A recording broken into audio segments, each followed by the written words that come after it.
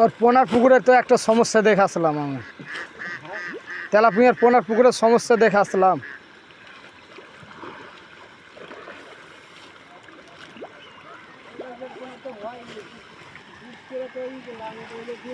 বিষ করে না, ওই খাদ্যের সাথে এনজাইম আছে, এনজাইম দেওয়া লাগবে।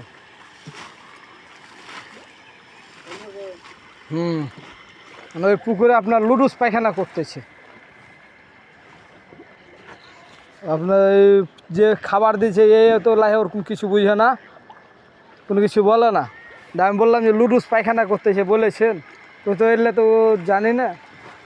কারণ আপনার এই যে লুডুস পায়খানার মতন কেচের লাড়ির মতন মাটি উঠে না, এরকম এরকম পায়খানা করে, ওটা বদ হজম হলে। কার?